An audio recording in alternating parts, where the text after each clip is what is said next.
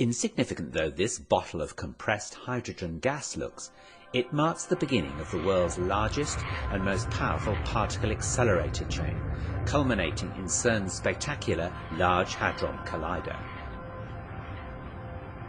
Hydrogen atoms from this gas cylinder are fed at a precisely controlled rate into the source chamber of a linear accelerator, CERN's LINAC-2, where their electrons are stripped off to leave hydrogen nuclei. These are protons and have a positive charge, enabling them to be accelerated by an electric field.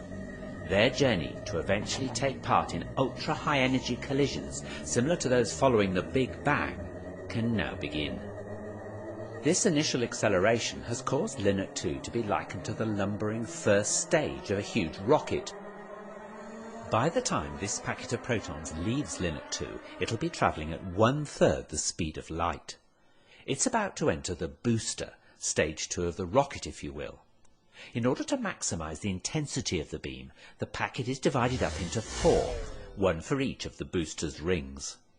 Straight acceleration is now impractical, and the booster is circular, 157 metres in circumference. In order to accelerate the packets, they are repeatedly circulated, and the electric field is now pulsed, in the same way that you push a child on a swing each time they reach a certain point. Magnets exert a force on the passing protons at right angles to their direction of motion, and so powerful electromagnets are used to bend the beam of protons round the circle. The booster accelerates the protons up to 91.6% of the speed of light and squeezes them closer together. Recombining the packet from the 4 rings, it's then flung on into the proton synchrotron, by analogy stage 3 of our rocket. Let's just follow 2 such proton packets. The proton synchrotron is 628 metres in circumference, and they circulate for 1.2 seconds, reaching over 99.9% of the velocity of light.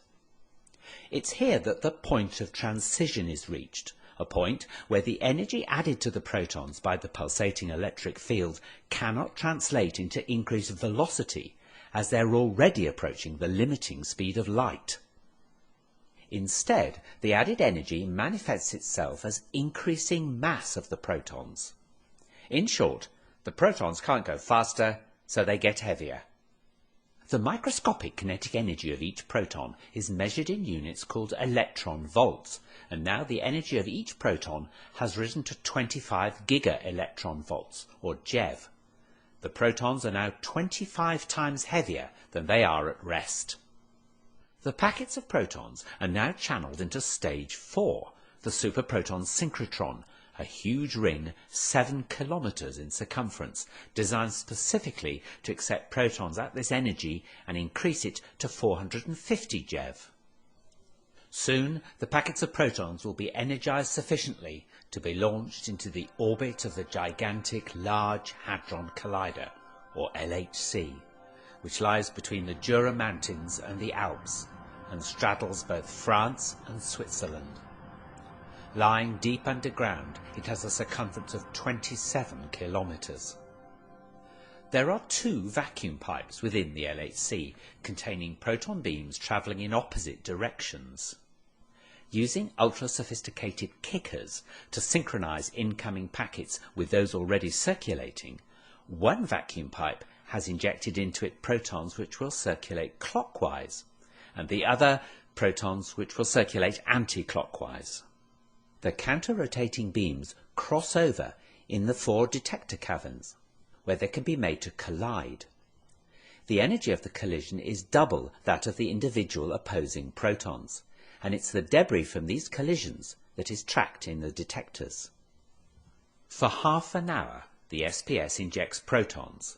Finally, there are 2,808 packets. During this time, the LHC adds extra energy to each proton, whose velocity is now so near the speed of light that it goes round the 27-kilometre ring over 11,000 times each second, getting a boost of energy at each revolution from the pulsed electric field. Finally, each proton has an energy of 7 tera-electron volts, and they're 7,000 times heavier than at rest. The magnetic force needed to keep the beams bending to the ring is so enormous that nearly 12,000 amps must flow through its electromagnets. This is achieved by making the LHC colder than outer space, so that its magnets become superconducting. Now the protons are ready to collide in the detectors. A steering magnet finally brings them onto a collision course.